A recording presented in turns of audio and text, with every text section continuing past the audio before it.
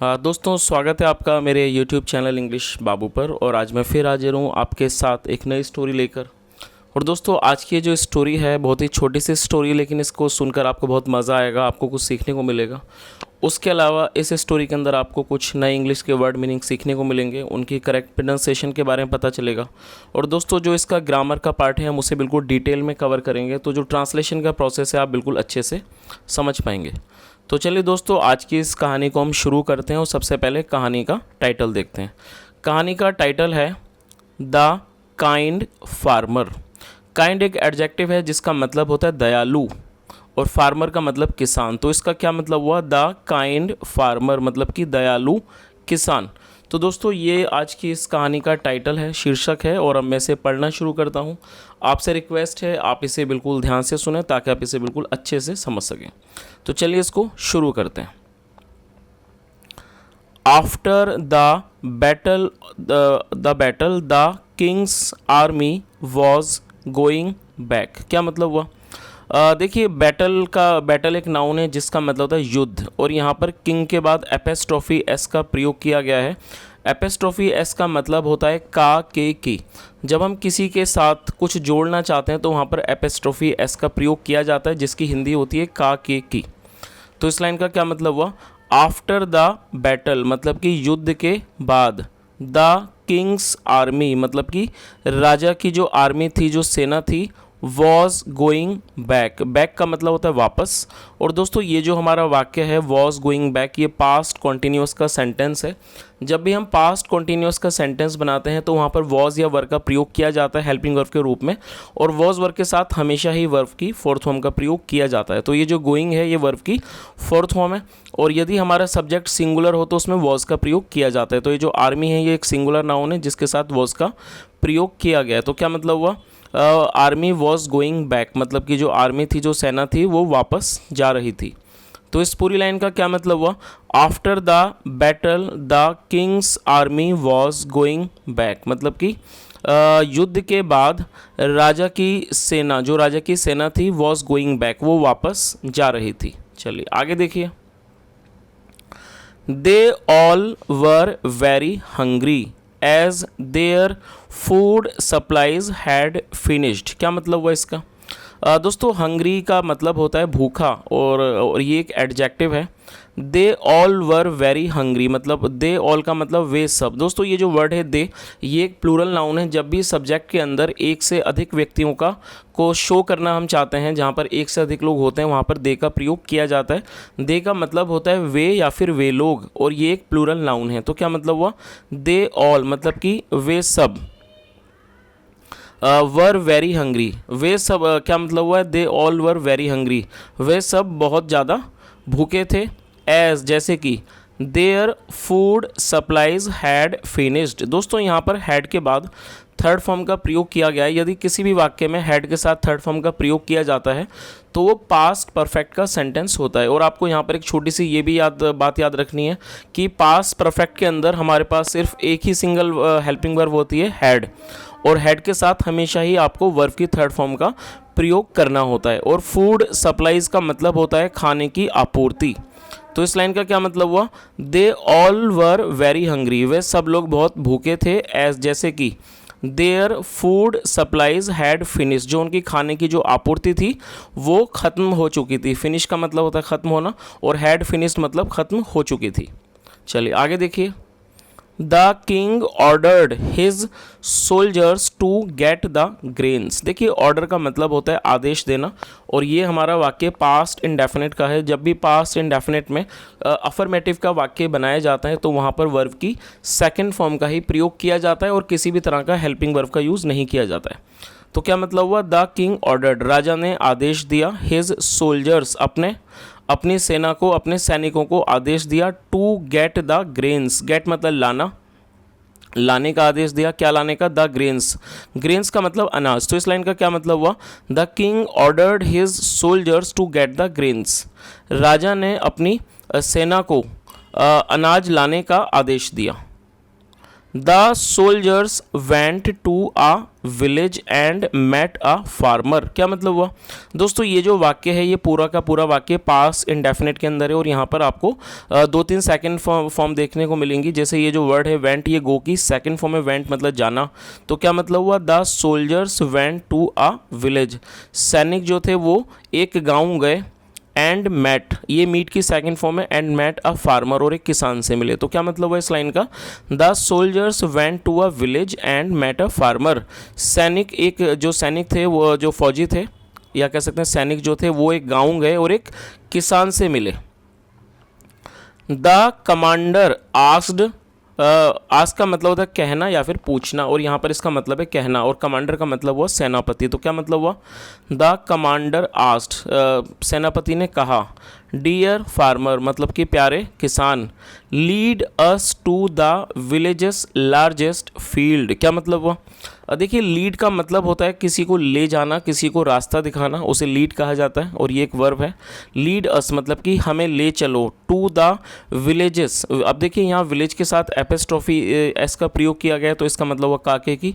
तो क्या मतलब हुआ, लीड अस हमें ले चलो, to the village's largest field, largest एक एडजेक्टिव है जिसका मतलब होता है सबसे बड़ा, तो हमें जो गांव का जो सबसे बड़ा फील्ड है, खेत है, वहां ले चलो। तो इस पूरी लाइन का क्या मतलब हुआ, उसने क्या कहा, डियर फार्मर मतलब कि प्यारे किसान, lead us to the village's largest field मतलब कि हमें जो गांव का जो सबसे बड़ा जो खेत है वहां ले चलो। He took them to the largest field, और दोस्तों ये टेक की सेकंड फॉर्म है क्योंकि ये भी पास्ट इंडेफिनिट का ही वाक्य है, अफर्मेटिव वाक्य है। क्या मतलब हुआ, ही, और ये जो ही है वो किसान के लिए यूज़ किया गया है, मतलब कि ही मतलब कि वह, ही टुक दैम वह उन्हें ले गया, और जो दैम है ये आर्मी के लिए, मतलब कि जो सोल्जर्स थे, जो सैनिक थे, उनके लिए दैम का प्रयोग किया गया है जो कि एक ऑब्जेक्ट है। क्या मतलब हुआ, ही टुक दैम वह उन्हें ले गया, टू द लार्जेस्ट फील्ड मतलब कि जो सबसे बड़ा खेत था वहां ले गया। चलिए आगे देखिए, द फार्मर सैड किसान ने कहा, when the soldiers were about to collect the grain, collect का मतलब होता है इकट्ठा करना। तो क्या मतलब हुआ, द फार्मर सैड किसान ने कहा, व्हेन द सोल्जर्स जब वो जो सिपाही थे, जो सोल्जर्स थे, सैनिक थे, वर अबाउट टू कलेक्ट वो इकट्ठा करने वाले थे, द ग्रेन अनाज को जब वो इकट्ठा करने वाले थे, तब किसान ने कहा, देखिए क्या कहा, प्लीज़ डोंट डू सो, सो मतलब ऐसा, प्लीज़ डोंट डू सो मतलब कृपया ऐसा मत करिए, कम एंड कम आओ, and I will show you another field, मैं आपको, शो का मतलब होता है दिखाना, और दोस्तों यदि यहाँ पर एपिस्ट्रोफी के बाद डबल एल का प्रयोग किया जाता है, इसका मतलब विल होता है। तो क्या मतलब हुआ, I will show you, show मतलब दिखाना, आई विल शो यू मैं आपको दिखाऊंगा, अनदर फील्ड मैं आपको एक दूसरा खेत दिखाऊंगा।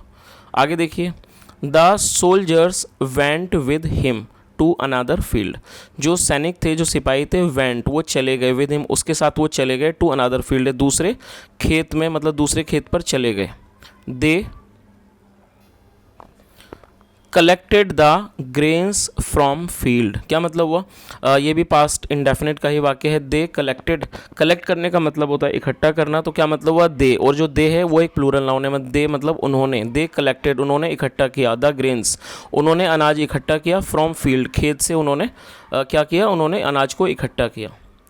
द सोल्जर्स आस्क्ड जो सैनिक थे उन्होंने पूछा, डियर फार्मर मतलब कि प्यारे किसान, why did you lead us to this field, क्या मतलब हुआ, दोस्तों ये जो हमारा वाक्य है ये पास्ट इंडेफिनिट का ही इंट्रोगेटिव का वाक्य है, और यहाँ पर मैं आपको एक छोटी से स्ट्रक्चर के बारे में बताना चाहूँगा। जब भी पास्ट इंडेफिनिट के अंदर आप कोई भी इंट्रोगेटिव का वाक्य बनाना चाहते हैं और साथ में कोई इंट्रोगेटिव वर्ड का प्रयोग करना चाहते हैं, तो उसके लिए आपको इस स्ट्रक्चर का यूज़ करना होता है। जैसे ये जो WHY से वाई कहा जाता है, जिसका मतलब होता है क्यों।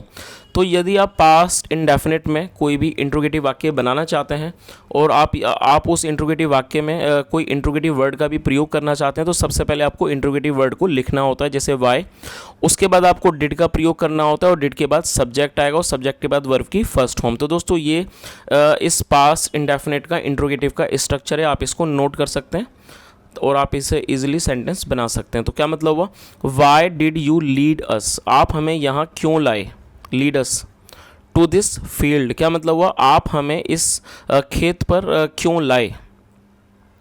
द फार्मर रिप्लाइड, रिप्लाई का मतलब होता है किसी बात का जवाब देना। द फार्मर रिप्लाइड मतलब कि किसान ने जवाब दिया। That field belongs to someone else, क्या मतलब हुआ? देखिए बिलोंग करने का मतलब होता है संबंधित होना या किसी से ताल्लुक़ रखना। तो क्या मतलब हुआ? दैट फील्ड मतलब कि वो खेत, बिलोंग्स टू समवन एल्स मतलब कि वो किसी और से ताल्लुक़ रखता है, संबंध, या ये कह सकते हैं कि वो जो खेत है वो किसी और का है। समवन एल्स मतलब कोई और, वो खेत किसी और का है। दिस इज़ माई फील्ड, ये मेरा खेत है। How could I let you destroy somebody else's field, यहाँ भी एपिस्ट्रोफी एस का प्रयोग किया गया जिसका मतलब है काके की। तो क्या मतलब है? हाउ, कैसे। How could I let you destroy, let एक हेल्पिंग वर्ब है जिसका यूज़ जब किया जाता है जब हम किसी ये शो करना चाहते हैं किसी वाक्य में किसी काम को होने देना या ना होने देने के लिए लेट का प्रयोग किया जाता है। तो ये एक हेल्पिंग वर्ब है, आप इसे नोट कर सकते हैं और मैं आपको इसका यूज़ भी बता चुका हूँ। तो क्या मतलब हुआ? How could I let you destroy मतलब कि मैं आपको डिस्ट्रॉय का मतलब होता है नष्ट करना। मैं आपको how could I let you destroy somebody else's field मतलब मैं आपको किसी और का खेत कैसे नष्ट करने दे सकता हूँ। देखिए दोस्तों कितनी अच्छी बात इस किसान ने कही है। इसको मैं दोबारा से ट्रांसलेट कर देता हूँ। दिस इज़ माई फील्ड, ये मेरा खेत है। How could I let you destroy somebody else's field, मैं आपको किसी और का खेत कैसे नष्ट करने दे सकता हूँ। चलिए आगे देखिए, और ये क्वेश्चन मार्क है क्योंकि उसने उनसे सवाल पूछा। The king learned about the farmers kindness, क्या मतलब हुआ?